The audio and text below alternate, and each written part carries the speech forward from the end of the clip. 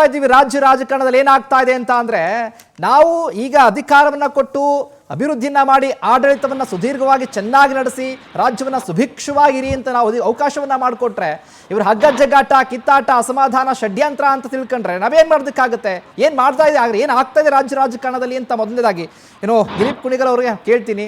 ಈಗ ಸದ್ಯದ ಪರಿಸ್ಥಿತಿ ರಾಜ್ಯ ರಾಜಕಾರಣದಲ್ಲಿ ಆಗ್ತಾ ಇರುವಂತ ಬೆಳವಣಿಗೆಗಳನ್ನ ನೋಡ್ತಾ ಹೋದ್ರೆ ಏನಾಗ್ತಾ ಇದೆ ಅಂತ ಸರ್. ಆರ್ ವಿ ತಿಮ್ಮಾಪುರ್ ಅವ್ರದ್ದು ಒಂದು ಮಾತು ಇವಾಗ ರಿಯಾಕ್ಷನನ್ನು ಕೇಳ್ತಾ ಇದ್ದು, ಅದನ್ನು ಕೇಳಿದ್ರೆ ಗೊತ್ತಾಗ್ತದೆ ಪಾಪ ಎಷ್ಟು ಎದುರಿದ್ದಾರೆ ಅವರು ಅಂತೇಳಿ. ನಾನೇನು ಮಾತಾಡಿಲ್ಲ, ಏನು ಮಾತಾಡಿದ್ದೀನಿ ಅದ್ರೊಳಗಡೆ ಅಂತೇಳಿ ಭಾಳ ಹೆದರ್ಕೊಂಡ್ಬಿಟ್ಟಿದ್ದಾರೆ. ಯಾಕೆ ಅಂತಂದರೆ ನಮ್ಮ ಚಂಬಿ ಪುರಾಣಿಕ್ ಸರ್ ನಗ್ತಾ ಇದ್ದಾರೆ, ಅವ್ರಿಗೆ ಅರ್ಥ ಆಗಿದೆ ಅನ್ಕೋತೀನಿ.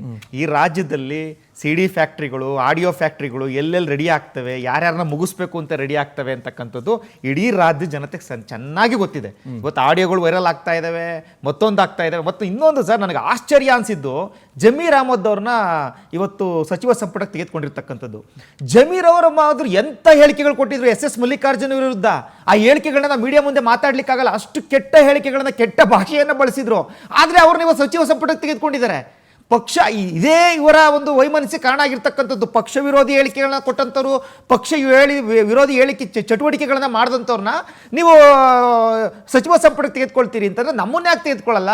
ಇದನ್ನೇ ಕೇಳ್ತಾ ಇರೋದು. TB ಜಯಚಂದ್ರ ಅವರು ಇದನ್ನೇ ಕೇಳ್ತಾ ಇರ್ತಕ್ಕಂಥದ್ದು, ಶ್ರೀನಿವಾಸ್ ಅವರು ಇದೇ ಕೇಳ್ತಾ ಇರ್ತಕ್ಕಂಥದ್ದು, ಗೋಪಾಲ್ ಕೃಷ್ಣ ಅವರು ಇದೇ ಕೇಳ್ತಾ ಇರ್ತಕ್ಕಂಥದ್ದು. ನಮ್ಮನ್ನ ಯಾಕೆ ತೆಗೆದುಕೊಳ್ತಾ ಇಲ್ಲ ಸರ್?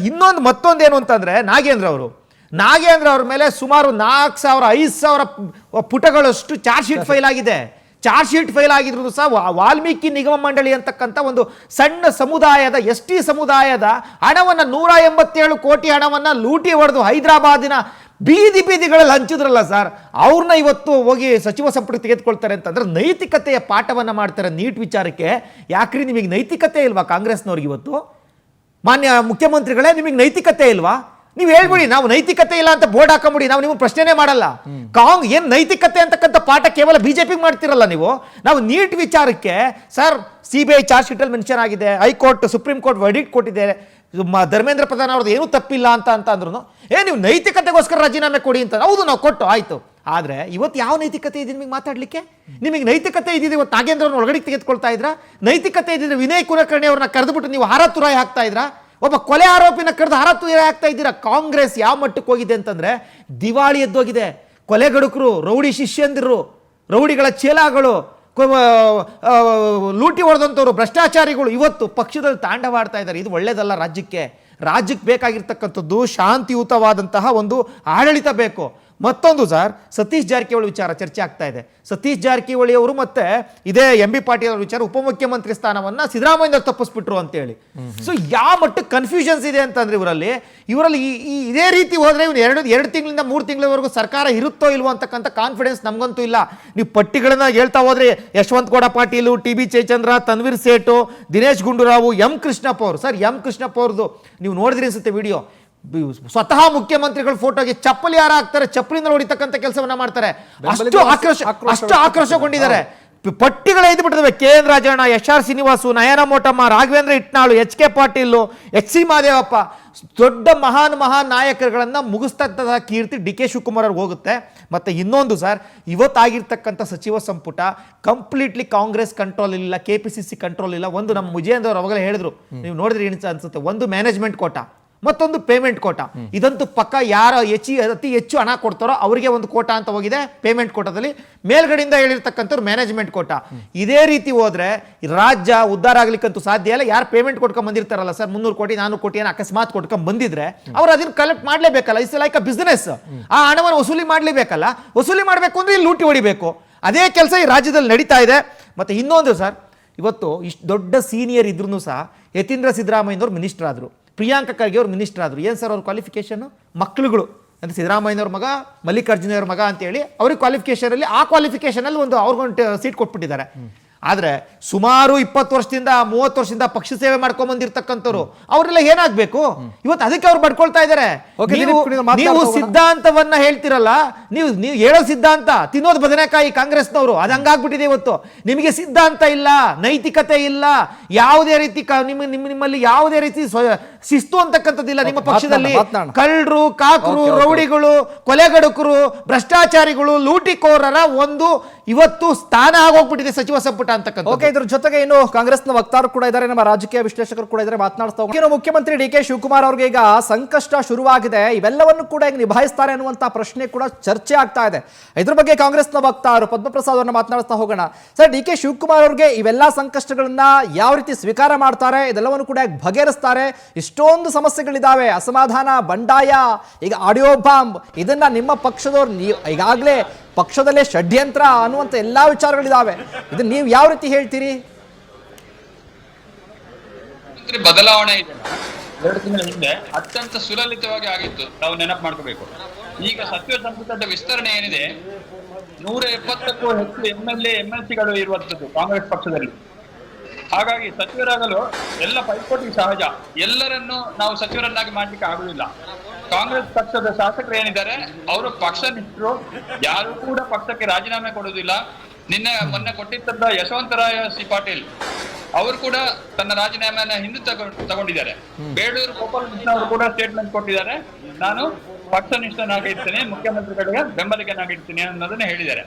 ನಮ್ಮ ಏನು ಮುಖ್ಯಮಂತ್ರಿಗಳಿದ್ದಾರೆ ಡಿ ಕೆ ಶಿವಕುಮಾರ್ ಅವರು ಸಮರ್ಥರಿದ್ದಾರೆ. ಇದೆಲ್ಲ ಬೆಳವಣಿಗೆಗಳನ್ನ ಅವರು ಸರಿಪಡಿಸುವಲ್ಲಿ ಅವರು ಸಮರ್ಥರಿದ್ದಾರೆ. ಅದ್ರ ಒಟ್ಟಿಗೆ ಡಿ ಕೆ ಹರಿಪ್ರಸಾದ್ ಏನಿದ್ದಾರೆ ಕೆಪಿಸಿಸಿ ಅಧ್ಯಕ್ಷರು, ಅವರು ಕೂಡ ಬಹಳ ಸೀನಿಯರ್. ಹಾಗಾಗಿ ಡಿ ಕೆ ಹರಿಪ್ರಸಾದ್ ಅವರು, ಡಿ ಕೆ ಶಿವಕುಮಾರ್ ಇಬ್ಬರು ಜೊತೆಗೂಡಿ ಈ ಭಿನ್ನಮತ ಶಮನಗಳು, ಸಣ್ಣ ಪುಟ್ಟ ಅಸಮಾಧಾನಗಳಿದೆ ಅದನ್ನ ಸರಿಪಡಿಸ್ತಾರೆ. ಈ ಸಮಯದಲ್ಲಿ ಒಂದು ಮಾತು ಹೇಳ್ತೀನಿ ಸರ್, 2004ರಲ್ಲಿ ಡಿ ಕೆ ಶಿವಕುಮಾರ್ ಅವರಿಗೆ ಮಂತ್ರಿ ಸ್ಥಾನ ಸಿಕ್ಕಿರ್ಲಿಲ್ಲ. 2013ರಲ್ಲಿ ಡಿ ಕೆ ಶಿವಕುಮಾರ್ ಅವರಿಗೂ ಇರ್ಲಿಲ್ಲ 2 ವರ್ಷ, ಪರಮೇಶ್ವರ್ ಅವ್ರಿಗೂ ಇರ್ಲಿಲ್ಲ. ಆದ್ರೂ ಅವರು ತಾಳ್ಮೆಯಿಂದ ಕಾಯ್ದಿದ್ರು. ಅದನ್ನ ನಮ್ಮ ಪಕ್ಷದ ಶಾಸಕರಿಗೆ ತಿಳಿಸಲಾಗಿದೆ. ಅವರೆಲ್ಲ ಅದಕ್ಕೆ ಸಹಕಾರ ಕೊಡ್ತೀನಿ, ಅದನ್ನ ಅರ್ಥ ಮಾಡ್ಕೊಳ್ಳುವಲ್ಲಿ ಇದ್ದೀವಿ ಅಂತ ನಮ್ಮೊಟ್ಟಿಗೆ ಹೇಳಿದ್ದಾರೆ. ಆಮೇಲೆ ತಿಮ್ಮಾಪುರ ಅವರ ಸ್ಟೇಟ್ಮೆಂಟ್ ಆಗ್ಲೇ ನೀವು ಹೇಳಿದ್ರಿ, ಅದರಲ್ಲಿ ತಿಮ್ಮಾಪುರ ಅವರು ನಂಜನಮಠದ ವಾಯ್ಸ್ ಮೆಸೇಜ್ಗಳು ಏನಿದೆ ಅವರವರು ವೈಯಕ್ತಿಕವಾಗಿ ಮಾತಾಡ್ಕೊಂಡಿರುವಂತದ್ದು. ಯಾರು ಅವರವರ ವೈಯಕ್ತಿಕ ಬಹಿರಂಗವಾಗಿ ಏನೂ ಹೇಳಿಲ್ಲ. ಅದ್ರೊಟ್ಟಿಗೆ ತಿಮ್ಮಾಪುರ ಅವರು ಈಗಾಗಲೇ ಹೇಳಿದ್ದಾರೆ ಅಂತದ್ದೇನು ಇಲ್ಲ ಅಂತ. ಅದಕ್ಕೇನು ನಮ್ಮ ಬಿಜೆಪಿ ಅವರು ಏನು ಅದಕ್ಕೆ ಬೇಳೆ ಬೇಯಿಸ್ಕೊಳ್ಳಿಕ್ಕೆ ಹೋಗೋದು ಬೇಡ ಸರ್. ಹಾಗಾದ್ರೆ ನಂದೊಂದು ಪ್ರಶ್ನೆ ನಿಮ್ಗೆ, ನೋಡಿ ಒಂದೊಂದು ಪ್ರಶ್ನೆ ಪದ್ಮಪ್ರಸಾದ್ ಒಂದು ಪ್ರಶ್ನೆ ಇದೆ ನೋಡಿ, ಒಂದೊಂದು ಪ್ರಶ್ನೆ ಏನಪ್ಪಾ ಅಂದ್ರೆ ನಿಮ್ಗೆ, what is the qualification about Vijendra? ಕೇಳಿಸ್ತಾ ಇದೆ ನಿಮ್ಗೆ? ಯಾವ ಕ್ವಾಲಿಫಿಕೇಶನ್ ಇದೆ ರಾಜ್ಯಾಧ್ಯಕ್ಷ ಆಗ್ಲಿಕ್ಕೆ? ಯಡಿಯೂರಪ್ಪನ ಮಗ ಅಂತ ತಾನೆ ರಾಜ್ಯಾಧ್ಯಕ್ಷ ಆಗಿರೋದು. ಇನ್ನೊಬ್ಬರಿಗೆ ಬೆರಳು ತೋರಿಸುವಾಗ ರೌಡಿಗಳು, ಪೋಖರಿಗಳು ಎಲ್ಲ ಇರೋದು ಭಾಜಪದಲ್ಲಿ. ಬಿಜೆಪಿ ಎಲ್ಲಿ ಉಳಿದಿದೆ? ಅವತ್ತು ಆಪರೇಷನ್ ಕಮಲ ಮಾಡುವಾಗ ಯತೀಂದ್ರ ಸಿದ್ದರಾಮಯ್ಯ ಕ್ವಾಲಿಫಿಕೇಶನ್ ಏನ್ ಸರ್? ಪ್ರಿಯಾಂಕ ಖರ್ಗೆ ಅವ್ರ ಕ್ವಾಲಿಫಿಕೇಶನ್ ಏನು? ಅವರೆಲ್ಲ ಸಭ್ಯರ ಅಲ್ಲ, ಯತೀಂದ್ರ ಸಿದ್ದರಾಮಯ್ಯ ಕ್ವಾಲಿಫಿಕೇಶನ್ ಏನ್ ಹೇಳಿ? ಸಚಿವರು ಮಾಡಿದಿರಲ್ಲ, ಪ್ರಿಯಾಂಕ ಖರ್ಗೆ ಕ್ವಾಲಿಫಿಕೇಶನ್ ಹೇಳಿ. ಮುಗಿಸ್ಲಿರಿ, ನೀವು ಮಾತಾಡುವಾಗ ಮಾತಾಡಿಲ್ಲ. ಪ್ರಶ್ನೆಗೆ ಉತ್ತರ ಕೊಡ್ತಾ ಇದ್ದೀನಿ ನಾನು. ದಿಲೀಪರ್ 1 ನಿಮಿಷ ಮಾತಾಡಿ. ಇಲ್ಲ, ಜೂಮ್ ಮುಖಾಂತರ ಇರೋದ್ರಿಂದ ತಮ್ಮ ವಾಯ್ಸ್ ನಮ್ಗೆ ಕೇಳಲ್ಲ. ದಯವಿಟ್ಟು ಸಹಕರಿಸಿ. ಮಿಡ್ಲ್ ಅಲ್ಲಿ ಮಾತಾಡ್ಬೇಕು, ನಾನು ಮುಗಿಸ್ಬಿಡ್ತೀನಿ, ಆಮೇಲೆ ನಾವು ಕೇಳಿ ಬೇಕಾದ್ರೆ ಏನ್ ಬೇಕಾದ್ರೂ. ವಿಜೇಂದ್ರ ಅವರು ಡಾಕ್ಟರ್, ಕ್ವಾಲಿಫಿಕೇಶನ್ ಅಂತ ಕೇಳ್ಬೇಡಿ. ಎಲ್ಲರೆಲ್ಲ ರಾಜಕೀಯದಲ್ಲಿ ಇದೇನು ಮೊದಲಲ್ಲ, ಎಲ್ಲರ ಮಕ್ಕಳು ಬಂದಿದ್ದಾರೆ, ಯಾರು ಬಂದಿಲ್ಲ. ನಮಗೆ ಇನ್ನೊಬ್ಬರಿಗೆ ಬೆರಳು ತೋರ್ಸೋಕೆ 3 ಬೆರಳು ನಮ್ ಕಾಣ್ತಾ ಇರ್ತದೆ, ಅದನ್ನ ಗಮನಿಸಬೇಕು. ಯಡಿಯೂರಪ್ಪ ಅವರ ಮಕ್ಕಳು ಇಬ್ಬರು ಇದಾರಲ್ಲ, ರಾಘವೇಂದ್ರ MP ಆಗಿದ್ದಾರೆ, ವಿಜೇಂದ್ರ ಜಮೀರ್ ಅಹಮದ್ ರವರು ನೇರವಾಗಿ ಮಲ್ಲಿಕಾರ್ಜುನ್ ವಿರುದ್ಧವಾಗಿ ಮಾತನಾಡಿದ್ರು. ನಾನು ಅವಾಗಲೇ ನಿಮ್ಗೆ ಕೇಳಿದೆ, ನೀವು ತಿಮ್ಮಾಪುರ ಅವ್ರು ಮಾತನಾಡಿದ್ದು ವೈಯಕ್ತಿಕವಾಗಿ ಅಂತ. ಹಾಗಾದ್ರೆ ಜಮೀರ್ ಅವ್ರು ಮಾತನಾಡಿದ್ದು ವೈಯಕ್ತಿಕ ಅಲ್ವಾ? ಈ ಕಾಂಗ್ರೆಸ್ ನಲ್ಲಿ ವೈಯಕ್ತಿಕವಾಗಿ ಏನೇ ಮಾತನಾಡಿದ್ರು ಕೂಡ ಪಕ್ಷದ ತತ್ವ ಸಿದ್ಧಾಂತ ವಿರುದ್ಧವಾಗಿ ಏನು ಆಗಲ್ಲ. ಹಾಗಾದ್ರೆ ಎಸ್, ಜಮೀರ್ ಅಹಮದ್ ಬಗ್ಗೆ ಏನ್ ಕೇಳ್ತೀರಿ ನೀವು?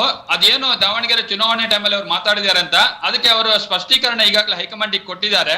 ಹಾಗಾಗಿ ನಮ್ದು ಆಂತರಿಕ ವಿಷಯ, ಪಕ್ಷದೊಳಗಿದ್ದು. ಯಾಕೆ ಜಮೀರ್ ಅಹಮದ್ ಅವ್ರನ್ನ ಹಳ್ಳಾಡ್ಸಕ್ ಆಗಲ್ಲ ಅಂತನಾ? ಭಯನಾ? ಜಮೀರ್ ಅಹಮದ್ ಅವ್ರನ್ನ ಮುಟ್ಲಿಕ್ಕೆ ಭಯನಾ ನಿಮ್ಗೆ? ಇಡೀ ರಾಜ್ಯ ಜನತೆ ಗೊತ್ತಿದೆ, ಅವರು ಅವಾಚ್ಯ ಶಬ್ದಗಳನ್ನ, ಸೊಂಟದ ಕೆಳಗಡೆ ಭಾಷೆಗಳನ್ನ ಬಳಸಿದ್ದು ಜಮೀರ್ ಅಹಮದ್ ರವರಿಗೆ ಅಂತ ಹೇಳಿ, ಇಡೀ SS ಮಲ್ಲಿಕಾರ್ಜುನ್ ಅವರಿಗೆ ಅಂತ ಹೇಳಿ ಇಡೀ ರಾಜ್ಯ ಜನತೆ ಗೊತ್ತಿದೆ. ನಿಮಗೆ ಸರ್ ಪದ್ಮಪ್ರಸಾದ್ ನೀವ್ ಹೇಳಿ ಜಮೀರ್ ಅಹಮದ್ ಅವ್ರನ್ನ ಹಳ್ಳಾಡ್ಸ್ಲಿಕ್ಕೆ ಆಗಲ್ಲ, ಮುಟ್ಟಕ್ ಧೈರ್ಯ ಇಲ್ಲ ನಮ್ಗೆ ಅಂತ ಹೇಳಿ ಅಷ್ಟೇನೆ. ಅದನ್ನೆಲ್ಲ ನೀವು ಕೇಳ್ಬೇಡಿ, ನೀವು ಮಾತಾಡಕ್ ಹೋಗ್ಬೇಡಿ. ನಮ್ಗೆ ಗೊತ್ತಿದೆ ನಮ್ ಪಕ್ಷದ ಯಾರ್ಯಾರು ಅವ್ರು ಏನ್ ಸ್ಪಷ್ಟನೆ ಕೊಡ್ಬೇಕು, ಏನೇನ್ ಕೊಡ್ಬೇಕು. ಯಾವ ಭಾಷೆ ಬಳಸಿದ್ರು ಅಂತ ನೋಡಿದೀವಿ ಸರ್. ಯಾವ ಭಾಷೆ ಬಳಸಿದ್ರು? ಸಿದ್ದರಾಮಯ್ಯ ಯಾವ ಭಾಷೆ ಬಳಸಿದ್ರು? SS ಮಲ್ಲಿಕಾರ್ಜುನ್ ಅವ್ರಿಗೆ ಯಾವ ಭಾಷೆ ಬಳಸಿದ್ರು ನೋಡಿದೀವಿ ಸರ್. ಇದ್ದಾರೆ ತುಂಬಾ ಜನ, ತೋರಿಸ್ತಾರೆ. ನಾನು ಯಡಿಯೂರಪ್ಪ ಅವರು, ಶೋಭಾ ಕರಂದ್ಲಾಜೆ ಅವರು ಪಕ್ಷ ಬಿಟ್ಟು KJP ಹೋಗಿದ್ರಲ್ಲ, ಯಾವ ಭಾಷೆ ಉಪಯೋಗಿಸಿದ್ರು ಬಿಜೆಪಿಗೆ? ಬಹಳ ಶಿಸ್ತಿನ ಪಕ್ಷ ಅಂತ ಹೇಳ್ತಿರಲ್ಲ. ಇವತ್ತು ನಿಮ್ದು ಸರ್ಕಾರ ಇದೆ, ನಾವು ಪ್ರಶ್ನೆ ಮಾಡ್ತಾ ಇದೀವಿ. ನಮ್ ಸರ್ಕಾರ ಇದ್ದಾಗ ನೀವು ಪ್ರಶ್ನೆ ಮಾಡಿ. ಯಾಕೆ ಅಂತಂದ್ರೆ ಇವೆಲ್ಲ ಸಂವಿಧಾನಾತ್ಮಕ ಹುದ್ದೆ ಸರ್. ಯಡಿಯೂರಪ್ಪನವ್ರು ಇವಾಗ ಸಂವಿಧಾನಾತ್ಮಕ ಹುದ್ದೆಲಿ ಇಲ್ಲ. ಶೋಭಾ ಕರಂದ್ಲಾಜೆ ಅವರು ಸಂವಿಧಾನಾತ್ಮಕ ಹುದ್ದೆಯಲ್ಲಿ ಇಲ್ಲ. ಇವರೆಲ್ಲ ಸಂವಿಧಾನಾತ್ಮಕ ಹುದ್ದೆ. ನೀವೊಂದು ಪ್ರಶ್ನೆ ಮಾಡ್ತೀವಿ ನಾವು. ರಾಜ್ಯ ಸರ್ಕಾರ ನೀವು ಅಭಿವೃದ್ಧಿ ಮಾಡ್ತಾ ಇಲ್ಲ, ಎಲ್ಲೋ ಒಂದ್ ಕಡೆ ಮಳೆ ಇಲ್ಲ, ಒಂದ್ ಕಡೆ ಅತಿವೃಷ್ಟಿ ಆಗ್ತಾ ಇದೆ, ಶಾಲಾ ಮಕ್ಕಳುಗಳಿಗೆ ಶೂ ಕೊಡಕ್ಕಾಗ್ತಾ ಇಲ್ಲ, ಬಿಸಿ ಊಟ ಕೊಡಕ್ಕಾಗ್ತಾ ಇಲ್ಲ, ಯೂನಿಫಾರ್ಮ್ ಕೊಡಕ್ಕಾಗ್ತಾ ಇಲ್ಲ, ಪಠ್ಯ ಪುಸ್ತಕ ಕೊಡಕ್ಕಾಗ್ತಾ ಇಲ್ಲ, ಎಲ್ಲೋ ಒಂದ್ ಕಡೆ ಆಸ್ಪತ್ರೆಗಳಲ್ಲಿ ವೈದ್ಯರಿಲ್ಲ. ಇಷ್ಟೆಲ್ಲ ಸಮಸ್ಯೆ ಇದ್ರು ನಿಮ್ದು ಆದಿ ಬೀದಿ ಹೊಡೆದಾಟ ಕೂಗಾಟ ಕೇಳ್ಕೊಂಡು ಎಷ್ಟು ದಿನ ಅಂತ ಕೂತ್ಕೊಬೇಕು ಸರ್ ನಾವು? ಬಿಜೆಪಿ ರವಿ ಮಾತನಾಡಿದ್ದಾರೆ, ಯಾರ್ಯಾರು ಮಾತನಾಡಿದ್ದಾರೆ? ಯಾಕಂದ್ರೆ ಕಾಂಗ್ರೆಸ್ ನಲ್ಲಿ ಮಾತ್ರ ಮಾತನಾಡಿದ್ದಲ್ಲ, ರಾಜ್ಯದ ಸಮಸ್ಯೆ ಪಕ್ಷದಲ್ಲಿ ನಮ್ಮ ಪಕ್ಷದಲ್ಲಿ ಇವತ್ತು ಹೊಡೆದಾಡ್ಕೊಂಡ್ರು ರಾಜ್ಯಕ್ಕೆ ಸಮಸ್ಯೆ ಆಗೋದಿಲ್ಲ. ಯಾಕಂದ್ರೆ ಸಂವಿಧಾನಾತ್ಮಕ ಹುದ್ದೆಯಲ್ಲಿ ಇರ್ತಕ್ಕಂಥವ್ರು. ಬಿಜೆಪಿ ಏನೇ ಸಮಸ್ಯೆ ಆದ್ರೂ ರಾಜ್ಯ ಜನ ಸರ್ ಮಿನಿಸ್ಟರ್ಸ್ ಸಂವಿಧಾನಾತ್ಮಕ ಹುದ್ದೆ. ಇಲ್ಲಿ ಚರ್ಚೆ ಅದಲ್ಲ, ಇಲ್ಲಿ ಆಗ್ತಾ ಇರೋದು ಇಲ್ಲಿ ಜನ ಆಶೀರ್ವಾದ ಮಾಡಿರೋದು ನಿಮ್ಮ ಹಗ್ಗ ಜಗಾಟಗಳನ್ನ, ನಿಮ್ಮ ಷಡ್ಯಂತ್ರಗಳನ್ನ, ನಿಮ್ಮ ಅಸಮಾಧಾನಗಳನ್ನ ಆಡಳಿತ ಪಕ್ಷ ಈ ರಾಜ್ಯದ ಸಂವಿಧಾನಾತ್ಮಕ ಹುದ್ದೆ ಪ್ರತಿಯೊಂದನ್ನು ಸಹ ನೋಡ್ಬೇಕಾಗಿ. ಏನೋ ಪ್ರೊಫೆಸರ್ ಚಂದ್ರಪುರಾಣಿಕ್ ಅವ್ರನ್ನ ಮಾತನಾಡ್ಸೋಣ ಸರ್. ನೋಡ್ತಾ ಇದ್ದೀವಿ ರಾಜ್ಯ ರಾಜಕಾರಣದಲ್ಲಿ ಏನೆಲ್ಲ ಆಗ್ತಾ ಇದೆ ಅಂತ. ಇವೆಲ್ಲ ನೋಡುವಂತ ಭಾಗ್ಯನ ಇದು ನಮ್ಗೆ? ಯಾಕಿಂತ ದರಿದ್ರವಾಗಿರುವಂತ ಜನರ ನಡುವೆ ಆಡಳಿತವನ್ನ ಈ ರೀತಿ ಕೊಡ್ಬೇಕಾ ಅಂತ ಪ್ರಶ್ನೆ. ಈಗ ಒಂದ್ ನಿಮಿಷ ಪದ್ಮಪ್ರಸಾದ್ ಅವರೇ ಮಾತನಾಡ್ತಾ ಇದ್ದೀನಿ, ಮಾತನಾಡ್ತಾ ಒಂದ್ ನಿಮಿಷ ಹಾಗೆ ಇರಿ. ಇನ್ನು ಚಂಬಿ ಪುರಾಣಿಕ್ ಸರ್ ಮಾತನಾಡ್ತಾರೆ. ಸರ್, ಈ ವಿಚಾರವಾಗಿ ಹೇಳೋದಾದ್ರೆ ಏನ್ ಹೇಳ್ತೀರಿ? ಇದೊಂದು ರೀತಿಯಲ್ಲಿ ಕರ್ನಾಟಕದ ಜನರ ಒಂದು ದೌರ್ಭಾಗ್ಯ, ಅಥವಾ ಒಂದು ರೀತಿಯಲ್ಲಿ ಕರ್ನಾಟಕದ ಜನರಿಗೆ ಭರವಸೆಯನ್ನ ಮೂಡ್ತಕ್ಕಂಥ ಒಂದು ಸಚಿವ ಸಂಪುಟವನ್ನ ರಚಿಸಲಿಕ್ಕೆ ಕಾಂಗ್ರೆಸ್ ತನ್ನ ಆಂತರಿಕ ಸಮಸ್ಯೆಗಳಿಂದಾಗಿ ಸೋತಿದೆ ಅಂತಕ್ಕಂಥದ್ದನ್ನು ಕಾಣ್ಬೋದು. ಶಿವಕುಮಾರ್ ಬಹಳ ಶಕ್ತಿವಂತರಿದ್ದಾರೆ. ಅವರು ಏನ್ ಹೇಳಿದ್ರು, ಯಾರ್ಯಾರು ಪಕ್ಷವನ್ನ ಬಿಟ್ಟು ಹೋಗ್ತಾರೆ ಅವ್ರು ಬಿಟ್ಟು ಹೋಗ್ಲಿ, ನಾನು 2 ನಿಮಿಷದಲ್ಲಿ ಅಂಗೀಕಾರ ಮಾಡ್ತೀನಿ ನಾನು ಅಂತ. ಯಾಕಂದ್ರೆ 140 ಜನರ ಆಶೀರ್ವಾದ ಮಾಡಿದ್ದಾರೆ, 135 ಜನರನ್ನ ಎಷ್ಟು ಜನ ಅವರು ತಲೆ ಕೆಡಿಸ್ಕೊಳ್ಳಲ್ಲ ಅಂತ. ಹಂಗಾದ್ರೆ ಕಾಂಗ್ರೆಸ್ ಅಹಮ್ಮು ಗರ್ವ ಎಲ್ಲ ನೆತ್ತಿಗಿಂತ ಮೇಲ್ ಹೋಗಿದೆ ಅಂತ ಪ್ರಶ್ನೆ. ಅದು ಸರಿಯಲ್ಲ. ಅವರು ಶಿವಕುಮಾರ್ ಆ ರೀತಿ ಹೇಳಬಾರ್ದಿತ್ತು. ಕಾರಣ ಅವರೇ ಒಂದು ಸಂದರ್ಭದಲ್ಲಿ ಹೇಳಿದ್ದನ್ನ ನಮ್ಗೆ ಕರ್ನಾಟಕ ಜನಕ್ಕೆ ಗೊತ್ತಿದೆ. ಏನು, ನನಗೆ ಮಂತ್ರಿ ಸ್ಥಾನ ನಿಧಾನಕ್ಕೆ ಬಂದ್ರು ನನಗೆ SM ಕೃಷ್ಣರವರ ಮಂತ್ರಿ ಸ್ಥಾನ ಕೊಡದೇ ಇದ್ದಾಗ ಅವರ ಮನೆಗೆ ಹೋಗಿ ಬಾಗಿಲನ್ನು ಒದ್ದು ತೆಗೆದುಕೊಂಡೆ ಅಂತಕ್ಕಂಥದ್ದನ್ನು ಹೇಳಿದ್ದಾರೆ. ಸೊ ಅದರಿಂದ ಈ ರಾಜಕೀಯದಲ್ಲಿ ಈ ರೀತಿಯ ಕೆಲವು ಏನು ಈ ಒಂದು ಪೈಪೋಟಿ ಇದೆ, ಅಥವಾ ಮಂತ್ರಿ ಆಗ್ಬೇಕು ಅಂತ ಎಲ್ರಿಗೂ ಅಪೇಕ್ಷೆ ಇರುತ್ತೆ. ಬಟ್ ಇವರಿಗೆ ಕಾಂಗ್ರೆಸ್ಗೆ ಒಳ್ಳೆ ಮೆಜಾರಿಟಿಯನ್ನ ಕರ್ನಾಟಕ ಜನ ಕೊಟ್ಟಿದ್ದಾರೆ. ಮತ್ತೆ ಅಗ್ರಿಮೆಂಟ್ ಪ್ರಕಾರ ಸಿದ್ದರಾಮಯ್ಯನವರು ಆಲ್ಮೋಸ್ಟ್ 2.5 years ಅವರು ಅಧಿಕಾರವನ್ನು ಮಾಡಿ ಮತ್ತೆ ಹಸ್ತಾಂತರ ಮಾಡಿದ್ದಾರೆ. ಅವರು ಅದು ಒಂದು ರೀತಿಯಲ್ಲಿ ಎಲ್ಲರೂ ಒಂದು ರೀತಿಯಲ್ಲಿ ಅದನ್ನು ಮೆಚ್ಚತಕ್ಕಂಥದ್ದು ಹೇಳಿದೆ. ಆದರೆ ಈ ಸಚಿವ ಸಂಪುಟದ ಒಂದು ಪುನರ್ರಚನೆ ಆಯ್ತಲ್ಲ, ಮೊದಲನೇದರಲ್ಲಿ ಸ್ವಲ್ಪ ಸೀನಿಯರ್ ಪೀಪಲ್ ಅನುಭವಿಸ್ತರು ಅವ್ರಿಗೆಲ್ಲ ಕೊಟ್ಟಿದ್ದು ಒಂದಾದ್ರು. ಈಗ 2ನೇದರಲ್ಲಿ ಕೊಟ್ಟಿರ್ತಕ್ಕಂಥದ್ರಲ್ಲಿ ಅವರು ಅನೇಕ ಹೊಸ ಯುವಕರಿಗೆ ಅವಕಾಶವನ್ನು ಕೊಟ್ಟಿದ್ದಾರೆ, ಕೊಡಬೇಕು, ಅದ್ ನಿಜ. ಆದ್ರೆ ಬಿಜೆಪಿ ವಕ್ತಾರ ಹೇಳಿದಂಗೆ ಚಂಬಿ ಸರ್, ಅದ್ರ ದೊಡ್ಡ ಏನು ಸಮಸ್ಯೆ ಏನಪ್ಪಾ ಅಂತ ಅಂದ್ರೆ ಯಂಗ್ಸ್ಟಾರ್ ಕೊಡ್ತೀವಿ ಈ ಸಲ ಅಂದ್ರು. 50 ವರ್ಷ ಒಳಗಿರೋರು ಒಬ್ರೆ, 50 ವರ್ಷ ಒಳಗಿರೋರು ಒಬ್ರೆ, ಉಳಿದವರೆಲ್ಲ 50 ವರ್ಷ ಮೇಲಿರೋರೆ. ಅಲ್ಲೂ ಕಾಂಟ್ರಡಿಕ್ಷನ್ಸ್ ಇದೆ.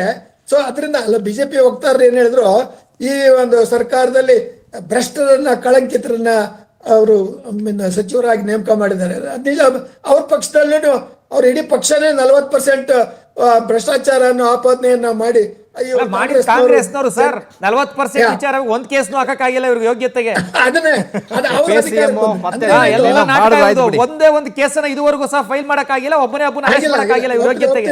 ಅಲ್ಲಲ್ಲ, ನಾನು ಹೇಳೋದು ಎಲ್ಲ ಈ 2 ರಾಜಕೀಯ ಪಕ್ಷಗಳಲ್ಲಿ ಈ ರೀತಿಯ ಮಿನಿಸ್ಟರ್ ಪೋಸ್ಟ್ ಕೊಡೋದು ಅಥವಾ ಕೊಡದೇ ಇರೋದು, ಅಥವಾ ಒಂದು ರೀತಿಯಲ್ಲಿ ಅದನ್ನ ಬೇರೆ ರೀತಿಯಲ್ಲಿ ಅವರು ತಿಮ್ಮಾಪುರ್ ಅವರ ಮತ್ತೆ ರಂಜಾಯ ಮಟ್ಟರ್ ಅವರ ಏನು ಸಂಭಾಷಣೆ ಇದೆ ಆಡಿಯೋದು, ಅದು ಕೇಳಿದ್ರೆ ಕರ್ನಾಟಕ ಜನಕ್ಕೆ ಇದೇನು ಆಶ್ಚರ್ಯ ಏನಲ್ಲ. ಯಾಕೆಂದ್ರೆ ಈ ರೀತಿಯ ಒಂದು ಸೂಟ್ ಕೇಸ್ ರಾಜಕೀಯ ಅಥವಾ ಪೇಮೆಂಟು ಎಂತಕ್ಕಂಥದ್ದು ಒಂದು ರೀತಿಯಲ್ಲಿ ಅನುಮಾನಾಸ್ಪದವಾಗಿ ಮೊದಲಿಂದಾನು ಕೇಳಿ ಬರ್ತಾ ಇದೆ. ಆದ್ರೆ ಇದರಲ್ಲಿ ಇವರು ಸೆಲೆಕ್ಟ್ ಮಾಡಿರ್ತಕ್ಕಂಥ ಕೆಲವು ಮಂತ್ರಿಗಳನ್ನ ನೋಡಿದ್ರೆ, ನಾಗೇಂದ್ರ ಅವರ ವಿಷಯದಲ್ಲಿ ಇಡೀ ಕರ್ನಾಟಕದ ಜನಕ್ಕೆ ಗೊತ್ತಿದೆ, ಅವರು ಈ ಒಂದು ಆಪಾದನೆಯಿಂದ, ಕಳಂಕದಿಂದ ದೂರ ಆಗಿಲ್ಲ ಅಂತ. ಹಾಗೇನೆ ಈ ಒಂದು ಇನ್ನೂ ಹೆಚ್ಚಿನ ವಿಚಾರ ತಗೊಳ್ಳೋದು, ಮಹಿಳೆಯ ಒಂದು ಸ್ಥಾನವನ್ನ 3 ಜನ ಮಹಿಳೆಯರಿಗೆ ಕೊಡ್ಬೋದಿತ್ತು. ಇವ್ರು 3 ಜನಕ್ಕಲ್ಲ, ಒಬ್ರಿಗೂ ಕೊಟ್ಟಿಲ್ಲ. ಯಾರು ಬೇಡ ನಮ್ಗೆ ಅಂತ ಸುಮ್ನೆ ಶಕ್ತಿ ಯೋಜನೆ ಮಾಡಿದ್ದೀವಿ. ಶಕ್ತಿ ಯೋಜನೆ ಸುಮ್ನೆ ಓಟ್ಗೋಸ್ಕರ, ಆದ್ರೆ ಮಹಿಳಾ ಸಬಲೀಕರಣಕ್ಕಲ್ಲ ಅನ್ನೋ ರೀತಿ ಇದೆ ಅದು. ಆದ್ರೆ ಸಿದ್ದರಾಮಯ್ಯನವರು ಮಹಿಳೆಗೆ ಈ ಮಹಿಳೆ ಕೊಡ್ಕೂಡ್ದು, ಮತ್ತೆ ಉತ್ತರ ಕರ್ನಾಟಕದ ಕುರುಬರಿಗೆ ಒಬ್ಬರಿಗೆ ಕೊಡಬೇಕು ಅಥವಾ ಬೋಸರಾಜರವರಿಗೆ ಕೊಡ್ಬೋದು. ಈ ರೀತಿ ಒಂದು ರೀತಿಯ ಒತ್ತಡ ಹಾಕಿರ್ತಕ್ಕಂಥದ್ದು ಮೇಲ್ನೋಟಕ್ಕೆ ಕಂಡು ಬರುತ್ತೆ. ಒಟ್ಟಿನಲ್ಲಿ ನಮ್ಮ ಕರ್ನಾಟಕದ ಜನರಿಗೆ ಏನು ಇವರ ಇನ್ನೂ 2 ವರ್ಷದಲ್ಲಿ ಇವ್ರು ಏನು 28ರ ಚುನಾವಣೆಯನ್ನ ಗಮನದಲ್ಲಿ ಇಟ್ಕೊಂಡು ಮಾಡಿದ್ದಾರೆ, ಆ ಚುನಾವಣೆಯ ಸಿದ್ಧತೆಯಲ್ಲಿ ಬಹಳ ಒಂದು ರೀತಿಯಲ್ಲಿ ಜಾಣತನದಿಂದ ಮಾಡಕ್ ಹೋಗಿ ಎಡವಿದ್ದಾರೆ ಅಂತಕ್ಕಂಥದ್ದು ನನ್ನ ಅಭಿಪ್ರಾಯ. ಕಾರಣ ಕಾಂಗ್ರೆಸ್ಸಿಗೆ 135 ಮತ್ತೆ ಇನ್ನ 4 ಜನ ಬೇರೆ ಕಡೆಯಿಂದ ಬಂದಿರತಕ್ಕಂಥ support almost 140. It's A record. ಈ ಒಂದು ಚಾರಿತ್ರಿಕ ಬೆಂಬಲವನ್ನ ಕಾಂಗ್ರೆಸ್ ಉಳಿಸಿಕೊಳ್ಳಲಿಕ್ಕೆ ಸಾಧ್ಯ ಆಗುತ್ತಾ 2028ರ ಚುನಾವಣೆಗೆ? ಕಾರಣ ಏನು, ಅವರ ಈ ಒಂದು ಸಂಪುಟವನ್ನು ನೋಡಿದ್ರೆ ಅವರಲ್ಲಿ ದಕ್ಷತೆಯ ಒಂದು ಏನು ಕ್ರೈಟೀರಿಯಾ ಇದೆ, ಅದು ಯಾರು ಯಶಸ್ವಿ ಮಂತ್ರಿ ಆಗ್ತಕ್ಕಂಥ. ಈಗ ಬಂಗಾರಪ್ಪನವರ ತೆಗೆದುಕೊಳ್ಳಿ, ಕುಮಾರ್ ತನ್ನ ಮಧು ಬಂಗಾರಪ್ಪನವರ ಒಂದು ಪರ್ಫಾರ್ಮೆನ್ಸ್ ಏನು, ಇದೇ ರೀತಿ ಅನೇಕ ಮಂತ್ರಿಗಳ ಪರ್ಫಾರ್ಮೆನ್ಸ್ ಅನ್ನು ಗಮನದಲ್ಲಿ ಇಟ್ಕೊಂಡಿಲ್ಲ. ಕರ್ನಾಟಕ ಜನಕ್ಕೆ ಇದೊಂದು ನಿರಾಶೆ ಅಂತ. ನಾನು ಇಂಥವ್ರು ಅಂತ ಹೇಳೋದಿಲ್ಲ, ಯಾವ ಮಂತ್ರಿ ಕರ್ನಾಟಕಕ್ಕೆ ಒಳ್ಳೆಯ ಕೊಡುಗೆಯನ್ನು ಕೊಡಬಲ್ಲರು, ಕಾಂಗ್ರೆಸ್ಸಿಗೆ ಇನ್ನೂ ಹೆಚ್ಚಿನ ಗೌರವವನ್ನು ತಂದು ಕೊಡ್ತಕ್ಕಂಥದ್ದು ಎಂತಕ್ಕಂಥದ್ದನ್ನು ನೋಡ್ತೀವಿ. ಆಮೇಲೆ ಒಂದೊಂದು ಜಿಲ್ಲೆಗೆ ಸಣ್ಣ ಜಿಲ್ಲೆಗಳಿಗೆ 2 ಮಂತ್ರಿ ಸ್ಥಾನ ಕೊಟ್ಟಿದ್ದಾರೆ. ಅಂದ್ರೆ ಏನಾಯ್ತು, ಇಲ್ಲಿ ಜಾತಿವಾರ ಲೆಕ್ಕಕ್ಕಿಂತ ಹೆಚ್ಚಿನ ರೀತಿಯಲ್ಲಿ ಈ ಕಾಂಗ್ರೆಸ್ ಪಕ್ಷಕ್ಕೆ ಚುನಾವಣೆಗೆ ಯಾವ ರೀತಿ ಇವರು ಸಹಕಾರ ಕೊಡ್ತಾರೆ ಅಂತಕ್ಕಂಥದ್ದನ್ನ ಒಂದು ದೃಷ್ಟಿಯಲ್ಲಿ ಇಟ್ಟಿದ್ದಾರೆ ಅಂತಕ್ಕಂಥದ್ದು ಎದ್ದು ಕಾಣುತ್ತೆ. ಇದೊಂದು ಅನುಮಾನಕ್ಕೆ ಕಾರಣ ಆಗಿದೆ. ಅದರಿಂದ ಇದೊಂದು ಆರೋಗ್ಯಕರವಾದ ಮತ್ತೆ ಕರ್ನಾಟಕದಲ್ಲಿ ಕಾಂಗ್ರೆಸ್ ಒಳ್ಳೆಯ ಸರ್ಕಾರವನ್ನ ನೀಡುತ್ತೆ ಅಂತಕ್ಕಂಥ ಭರವಸೆಯ ಮೇಲೆ ಅವರಿಗೆ ಒಂದು ಅದ್ಭುತವಾದ ಏನು ಬಹುಮತ ಬೆಂಬಲವನ್ನ ಕರ್ನಾಟಕದ ಜನ ಕೊಟ್ಟರು, ಬಿಜೆಪಿಯನ್ನ ತಿರಸ್ಕರಿಸಿದ್ರು. ಈ ಒಂದು ಸನ್ನಿವೇಶದಲ್ಲಿ ಕಾಂಗ್ರೆಸ್ ಹೆಚ್ಚು ಜಾಣತನದಿಂದ, ಜಾಗರೂಕತೆಯಿಂದ ಮತ್ತೆ ಸಮತೋಲನದಿಂದ ಮತ್ತೆ ಯಾವುದೇ ರೀತಿಯ ಆಸೆ ಅಂಶಗಳಿಗೆ ಒತ್ತಡ ಇಲ್ಲದೆ ಮಾಡ್ತಕ್ಕಂಥದ್ದನ್ನು ಮಾಡಬಹುದು. ಇಲ್ಲಿ ಏನಾಗಿದೆ, 3-4 ಗುಂಪುಗಳು, ಖರ್ಗೆ ಅವರ ಗುಂಪು, ಮತ್ತೆ ಸಿದ್ದರಾಮಯ್ಯನವರ ಗುಂಪು, ಮತ್ತೆ ಡಿ ಕೆ ಶಿವಕುಮಾರ್ ಅವ್ರ ಗುಂಪು, ಮತ್ತೆ ಹೈಕಮಾಂಡ್, ಇವು 4 ಅಂಶಗಳನ್ನು ನೋಡಿದಾಗ ಇದೊಂದು ರೀತಿಯಲ್ಲಿ ಕಲಸು ಮೇಲೋಗರ. ಹೆಂಗಿದೆ ಅಂತಂದ್ರೆ ಇದು ಡಿ ಕೆ ಅವ್ರ ಕ್ಯಾಬಿನೆಟ್ ಅಥವಾ ಯಾರ ಕ್ಯಾಬಿನೆಟ್ ಅಂತ ಇನ್ನೂ ಗೊಂದಲ ಮೂಡ್ತಾ ಇದೆ. ಇಲ್ಲ, ಕರ್ನಾಟಕ ಜನದ ಪ್ರಕಾರ ಇದು ಒಂದು ಆರೋಗ್ಯಕರವಾದ ಕ್ಯಾಬಿನೆಟ್ ಆಗಿಲ್ಲ. ಕಾರಣ ಡಿ ಕೆ ಶಿವಕುಮಾರ್ ಒಂದು ಏನು ಆತ್ಮವಿಶ್ವಾಸ ಏನಿದೆ, ನಾನು ಈ ಕರ್ನಾಟಕಕ್ಕೆ ಒಳ್ಳೆಯ ಮೆಜಾರಿಟಿಯನ್ನ ತಂದು ಕೊಡ್ತೇನೆ 2028 ಮತ್ತು 2029ರ ಚುನಾವಣೆಯಲ್ಲಿ ಅಂತಕ್ಕಂಥ ಏನು ಆತ್ಮವಿಶ್ವಾಸ ಇತ್ತು, ಆ ಆತ್ಮವಿಶ್ವಾಸಕ್ಕೆ ಪೂರಕವಾದ ರೀತಿಯಲ್ಲಿ ಈ ಕ್ಯಾಬಿನೆಟ್ ನಲ್ಲಿ ಆರೋಗ್ಯಕರವಾದ ಮತ್ತೆ ಒಂದು ರೀತಿಯಲ್ಲಿ ಕಾಂಪ್ರಹೆನ್ಸಿವ್ ಇರ್ತಕ್ಕಂಥದ್ದು ಇಲ್ಲ ಅಂತಕ್ಕಂಥದ್ದು ಮೇಲ್ನೋಟ ಕಾಣುತ್ತೆ. ಮತ್ತೆ ಈ ಆಪಾದನೆಗಳು, ಈ ವಿಡಿಯೋ ಮಾತುಗಳು, ಮತ್ತೆ ಪ್ರದರ್ಶನಗಳು, ಮತ್ತೆ ಕೆಲವು ಬಹಳ ಯೋಗ್ಯರಾಗಿರತಕ್ಕಂಥ ಏನು ಕೃಷ್ಣಪ್ಪ ಅವ್ರಿಗೆ ಆಗ್ಲಿ ಅಥವಾ HK ಪಾಟೀಲೇ ಆಗ್ಲಿ, ಗುಂಡೂರಾವೇ ಆಗ್ಲಿ, ಮತ್ತೆ ಒಳ್ಳೆ ಮಹಿಳಾ ಪ್ರತಿನಿಧಿಗಳು ಇದ್ದಂತ ಕಾಂಗ್ರೆಸ್ ಇವರಿಗೆ ಯಾಕೆ ಅವಕಾಶ ಕೊಟ್ಟಿಲ್ಲ ಅಂತಕ್ಕಂಥದ್ದು ಕರ್ನಾಟಕ ನೋಡ್ತಾ ಇದ್ದೀವಿ. ಈಗಾಗಲೇ ಕೂಡ DK ಸಂಪುಟದಲ್ಲಿ ಆಗ್ತಾ ಇರುವಂತಹ ಒಂದಷ್ಟು ವಿಚಾರಗಳ ಬಗ್ಗೆ ಸರ್ಕಾರಕ್ಕೆ ಡ್ಯಾಮೇಜ್ ಆಗುತ್ತಾ ಅನ್ನುವಂತ ಪ್ರಶ್ನೆ, ಆಗುತ್ತಾ ಆಗಲ್ವಾ? ಹಾಗಾದ್ರೆ 2028ರ ಚುನಾವಣೆಗೂ ಕೂಡ ಇದು ಯಾವ ರೀತಿ ಡ್ಯಾಮೇಜ್ ಆಗಬಹುದು ಅನ್ನೋದ್ರ ಬಗ್ಗೆ ಚರ್ಚೆನ ಮುಂದುವರಿಸ್ತಾ ಹೋಗೋಣ. ಅದಕ್ಕೂ ಮುಂಚೆ ಪವರ್ ಫೋಕಸ್ ನಲ್ಲಿ ಚಿಕ್ಕ ಬ್ರೇಕ್ನ ಬಳಿಕ ಮತ್ತಷ್ಟು ಚರ್ಚೆ.